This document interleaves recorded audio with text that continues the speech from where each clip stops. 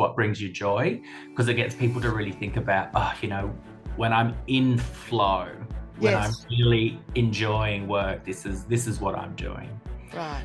What are you drawn to is another really great question. So people will naturally gravitate across their workday to things that they really love and enjoy doing. So I think that's another really strong indicator around how they change and shape their career. You can even ask people, what do you want to do at work? And that can be really, that moment of spark can be, oh, I really love what Brian or Nina does over there. Can I go and do some more of that with them? Absolutely. I think once you sort of start to get all of those questions bubbled to the surface, Nina, then you can get really down into the mechanics where, we'd really start to search for what are the career skills and experiences that you need to start to build for that job. Welcome to the Manage Self, Lead Others Leadership podcast with Nina Sunday for experienced and aspiring people managers. This show will help you explore ways to become a more intentional leader. Each episode, host Nina Sunday speaks with some of the brightest business minds on the planet who share a passion to elevate and transform team culture. Workplace culture hides in plain sight. Is yours flourishing? Join the movement to make your workplace a better place to work. Are you ready? Because it's time to manage self, lead others. Brian Bowman, learning strategist, capability expert, digital learning guru, is a dynamic senior leader influencing strategic learning and change agendas over 20 years in Australia Pacific. I first collaborated with Brian Bowman when the company he was working for engaged Brainpower Training, my company, to roll out multiple tailored report writing for audit workshops. Then, as members of the Australian Institute of Training and Development, I was impressed by Brian Bowman's keen insights on people and culture. Brian's solutions balance pragmatism and risk while focusing on team engagement and ROI, return on investment. Welcome, Brian Bowman. Thanks, Nina, and thank you for having me today. I'm excited. Oh, it's a pleasure. And any interaction I've had with you, you've impressed me with the insights that you've come up with. So I'm interested in your current thinking around, well, we decided that this would be about how a manager has a career conversation about career progression with their direct reports, their individual contributors. So especially as from my understanding, if you do have career conversations with people, they're more likely to stay. It's good for staff retention. And if you don't have career conversations, they're more likely to be looking to jump ship. So this is how you can keep your team together, by having these conversations. But the trick is, what do you say? What do you ask? How do you do it? I think these are all really great questions, Nina, particularly in terms of that holistic career piece. And this is where I've really seen leaders struggle around having that much bigger career conversation with people. And I think, there's two ways in which we can kind of start to tackle that career piece. There's the stuff that leaders do really well today, which is the on-ground tactical coaching, day-to-day work. We're really great at having that conversation in the flow, day-to-day feedback cycles. But where I do see leaders start to struggle is, how do I lift out of the day-to-day and actually go, oh, what does this person want to be when they grow up? And I love that moment. There's where am I going to go in my next stage or step or, part of my career life? And how do I start to think about that? Or how do I help someone think about that as well? Absolutely. And I'd be interested in any story you've got about a person who was on the receiving end of a career progression conversation, either positive or negative, and the trajectory of that, what happened as a result of that conversation. I think these are really interesting moments, Nina, because sometimes as the individual receiving the conversation, you don't know you need it. And I'll draw on a conversation that I had with a leader many years ago who was fantastic. And I had been working for him probably for about 3.5 years. And that business was an RTO. They were really in a growth phase where they were building business based on the work that they were already delivering. It wasn't a growth or development period for them. And Mark really said to me, there's nothing here for you, Brian. It's time to really move on to a new challenge and a new idea where you can grow and flourish. So even just having that conversation was really important, where he was honest and upfront about where he was with his business, what the team was able to offer, but also then getting me to think about, oh, okay, what is next? Where do I go to expand my horizon as well, rather than staying in that one very small area where we'd already worked for quite a long time? Well, that's very brave of an employer He to was. He suggest was. you jump ship. He was very brazen, Mark, in those senses. Which, I think from that perspective, for me, it was great. Where we also start to see it is I've had conversations, particularly over the last sort of 5 years, with people around, where do you want to go and what is it that you want to do? And I think this is particularly as a senior leader, what I've started to see is people are asking to reach up into those next stage careers. Right. How do I get there? What do I do? Yeah. And this is the portion where we actually step back and start to think, well, the technical mastery has gotten you to where you are today. But it's that next step moment. How do I start to build the bigger idea around my career? And, I've had some really great conversations with people in this space, particularly in the context of what's going to bring you joy. There's that moment That's a of, lovely way to ask it. That's yeah, the question you ask. Not what's straight going to up, bring but you you joy? include what career, well, what's the word? Is it career activity, progression, role is going to bring you joy? Yeah. Nice. And I think we don't ask ourselves that enough either at work. We sort of are very much in the day-to-day activity. So the career conversation for the leader is actually themselves having to step out of the day-to-day and go, where do you want to go? Where do I want to go? Yeah. I have to ask my people where they want to go, but where do I want to be? Correct. What's that moment of where to next? And, I always use the laugh moment of what do you want to be when you grow up? And it's that small spark that starts to draw out the larger conversation. So I really started to think about what are the questions that I ask in that moment. The joy one is the top of the list. What brings you joy? Because it gets people to really think about, when I'm in flow, when I'm really enjoying work, this is what I'm doing. Right. What are you drawn to is another really great question. So people will naturally gravitate across their workday to things that they really love and enjoy doing. So I think that's another really strong indicator around how they change and shape their career. You can even ask people, what do you want to do at work? And that can be really, that moment of spark can be, oh, I really love what Brian or Nina does over there. Can I go and do some more of that with them? Absolutely. I think once you sort of start to get all of those questions bubbled to the surface, Nina, then you can get really down into the mechanics where, we'd really start to search for what are the career skills and experiences that you need to start to build for that job. And I think this is the bit where people really focus on the skills portion. Oh, I'll go and do a training course. I'll go and do a 10 different micro learns. They forget that experience moment. How do I actually craft the day-to-day work to involve more of those experiential moments? Yes.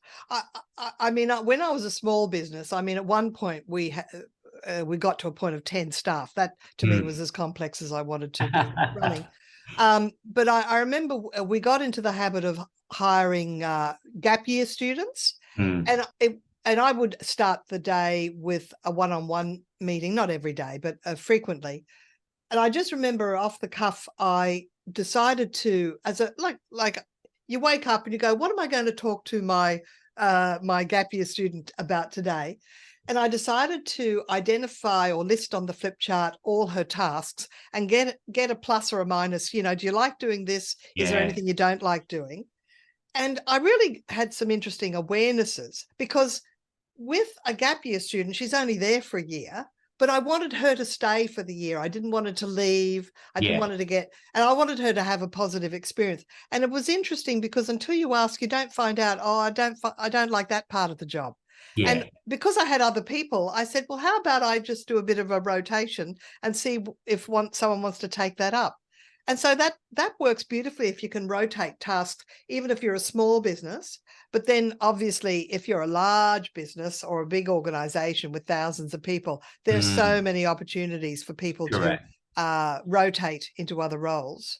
Yeah. And I think it's that experience piece, because you might think, oh, I really want to go and do that. And that sounds so exciting and interesting. And then get over and go, oh no, this is not the piece of cake I thought it was going to be. So I'm going to go and try something else somewhere else now. So, I think that sort of initial spark, and the list is a great idea, Nita. It's so simple. Tell me all the things you do, what do you love and not. That gives you that spark of joy moment. How do we drive that out of our day-to-day to know when we're really in flow? In fact, when I worked at the ABC television, which I did for 2 years as a graduate of the film and TV school, I not one person ever had a conversation with me. And I remember, as a production manager, I really wanted to grow and be an executive producer. They didn't know I was ambitious. And I remember the time they said, now we want you to do a cash flow forecast. My stomach did a flip. And I left so I didn't have to do one. And there's a really great learning for you, Nita, in that moment, the gut punch of, oh God, no, please don't make me do that. Yeah. The joy question can be offset with the what do you hate doing? It's such a brilliant way of exploring, that career conversation. Yeah. At this point, may I take a minute to tell you about one of our partners that helps make Manage Self-Lead Others happen, Apex Trader Funding, showing futures traders how to execute entries and exits with precision. Apex Trader Funding educates people in what is a futures contract, how to make money and hopefully avoid losing money with futures contracts, how does a trade happen, different markets to trade, how to make the decision to trade, and here's a disclaimer, you have to put in the learning time to really know what you're doing, to manage risk and manage profit, to know when to withdraw your profits and invest them elsewhere. How to start? Go to the FAQ tab at apextraderfunding.com and follow the links to do the masterclasses with Apex Investing Institute first. Now, here's a promo code. When you are ready to apply to get started with funded trading with apextraderfunding.com, use my code, Nina Sunday, for the listener discount of between 25% to 50% off. It's a genuine discount. I invite you to go to episode 106 of Manage Self-Lead Others podcast to find out more with my conversation with Daryl Martin of apextraderfunding.com. Now it's back to my fascinating conversation. Interesting. I think that's the bit that really where I see leaders struggle, because traditionally most people will go through that analyst, manager, team leader into more a senior manager role, then into maybe more executive leader role. They might not do that in the direct horizontal, which we have in the past. So my career is very traditional, was a trader, then a facilitator, then a developer, then a leader, then a more senior leader as I went up the chain. But what we're seeing now is people moving through what I heard a really great way it was referred to as a squiggly career. So careers that aren't linear, they might go and do a bit over here or a bit something there, but you pull these skills out of those experiences. Oh, and those skills are all transferable. Correct. Yeah. The bit where leaders traditionally in the day-to-day work are really great at the technical deep coaching, but it's that, how do I start to think about the bigger career trajectory that people have over the course of, 40 years, which is a really long time. And doesn't it make sense for a manager to identify who are the ambitious ones, even if they're in their early 20s and they're a new graduate, who's going to be complacent just doing, I won't say a mundane role, but, doing the same thing over and over, as opposed to those that need variety and they want that feeling of progress and progression. And I think that I actually wrote this point down, Nina. So I'm really glad that you brought that up, because I was just thinking as you were talking about, maybe the dichotomy of your team, those that are in different stages of their career. So sometimes you'll see people really thinking about, what, my job is my job today, and I'm more excited about going home and spending time with my small family. Or actually, we're out of small children phase now. We've got teenage kids. I want to start to drive my career more.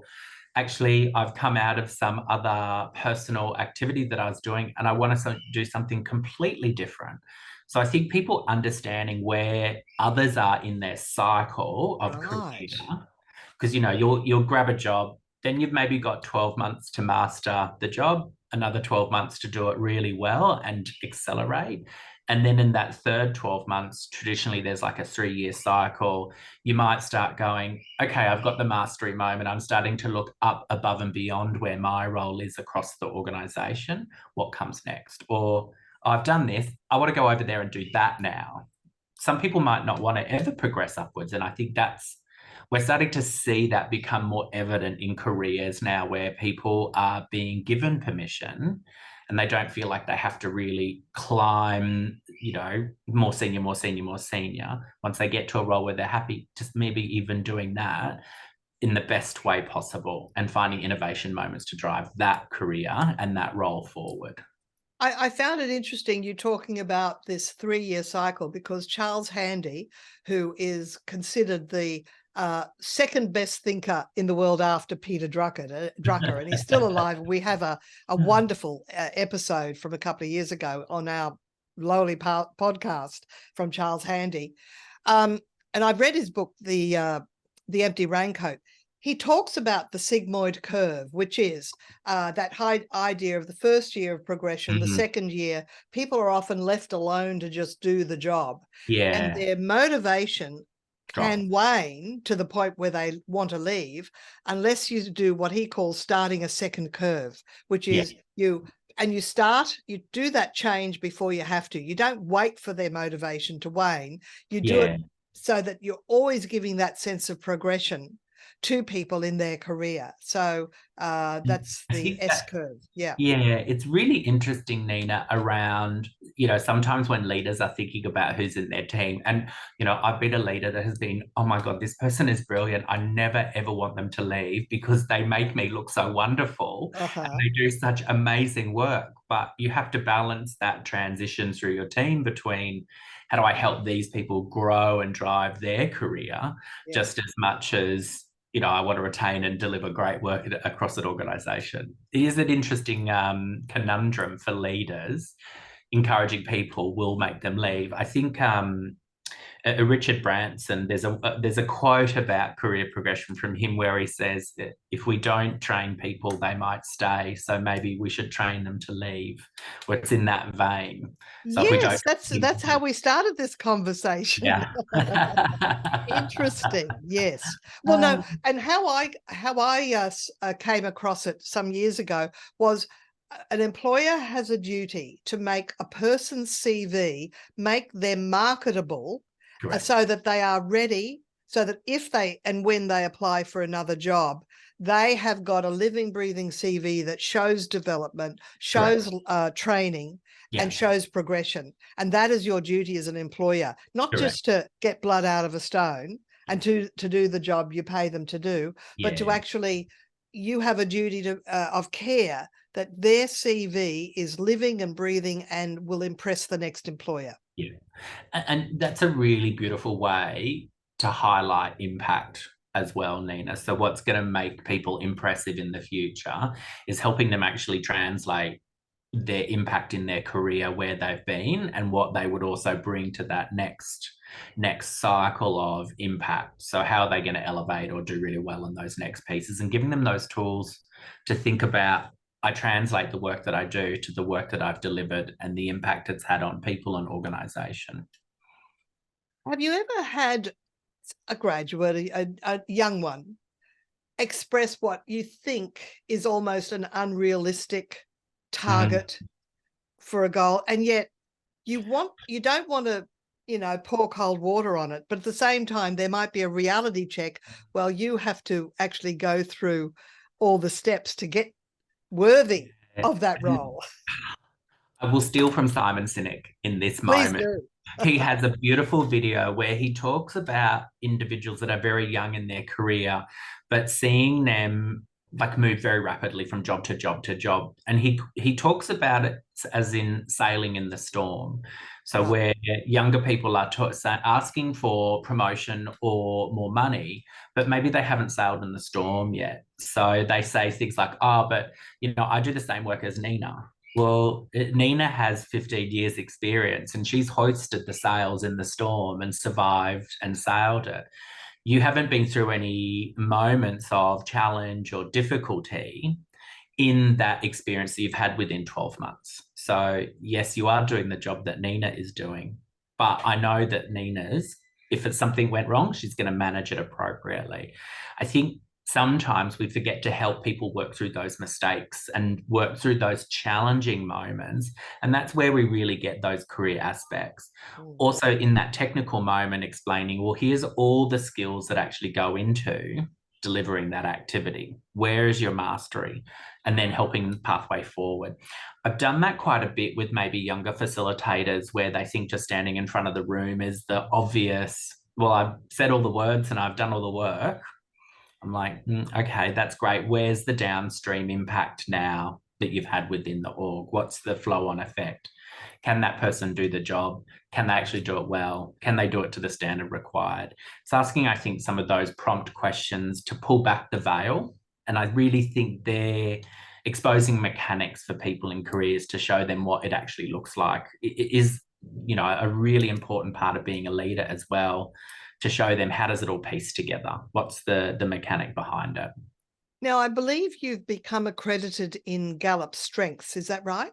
Correct. And is that your preferred psychometric test that you like people to do? Yeah, it is. And yeah, I've done a lot of the sort of psychometric testing in the past, the MBTI, all of those ones.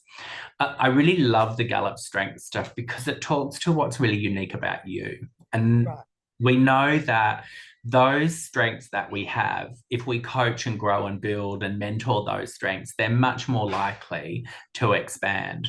Yeah, the best example I can give you is I'm not a numbers person. I will never be a numbers person. I will struggle to see patterns in numbers in a long-term experience, but I know that I'm really great at communicating and influencing and finding, uncovering solutions. So those things are my core strengths, which Gallup really talks to and helps you look at what's going to make me really great. You'll have to do some of the numbers work, which I sit down and plan time for, so I know I could focus on it. But the things that I do effortlessly will move into flow for me. Right. So when we talk about strengths, we always talk about our top 5. So my top 5 are communication, strategic, learner, woo, and achiever. So what was the last one? Woo? Woo and achiever. So what's woo? Woo? Winning others over. Oh, oh, that's influencing. Correct. It's all in the influence space. So communication and woo are very high influence strengths. And then strategic is literally how do we get from A to B. Learner, which is what I do for work, learning and mentoring and coaching. And then achiever, getting stuff done. So what we look at is how can we grow those strengths exponentially? Because those are the things you're brilliant at and effortlessly brilliant at. Once you start that conversation with someone, you can actually then go, well, Nina, here's the things that you do really well. How do you take that strength and apply it to that activity? So if you needed to, maybe in my case, maybe tell someone about a change activity that was occurring, what would I do to put my communicator hat on? So it's that choose goal, think about the strengths, and then evaluate afterwards how I've applied and managed that strength through the process. If you had to coach someone who had a low woo score, what tactics, strategies, what would you advise them to do? So this to is win others over. This is where strengths is really interesting. So there's 34 in total, and they're broken up into 4 categories. So influence, strategic, executing, and relationships. Yeah. So what you'd look at then is maybe a combination of their skill. So if I had to do something that was super high relationship, which is where I have like a lower amount of strength domain, I would use my communicator and my woo, which are all influencing to build relationship. So you look at the individual's profile and start to think about, well, how could you do that task What are the great strengths that you could bring in?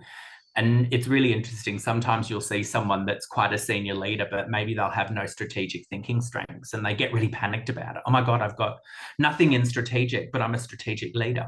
Yeah, that's because you just do it in a different way that makes most sense for you using your strengths profile.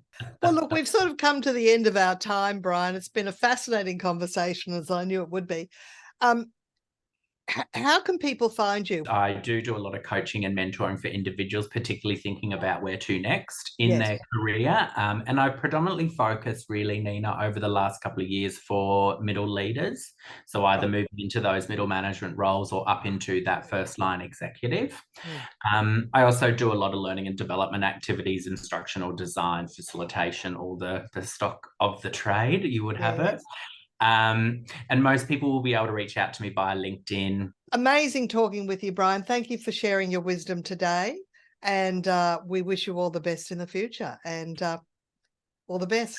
Thanks, Nina. And thanks for having me here. Have a great day. This episode, we've been speaking with Brian Bowman, learning strategist, capability expert, digital learning guru in Australia Pacific. My name is Nina Sunday. This is the Manage Self Lead Others podcast. Engage with me on LinkedIn. Tell me what you like about the podcast. Perhaps suggest a guest. And remember to subscribe. Bye for now. Till next time, enjoy good things. Nina Sunday is on a mission to help leaders transform culture. To book Nina Sunday CSP to speak at your conference, visit ninasunday.com to request a proposal. Nina travels from Brisbane, Australia for in-person presentations Australia-wide. Twice certified virtual presenter, Nina Sunday presents virtually, globally, for any time zone.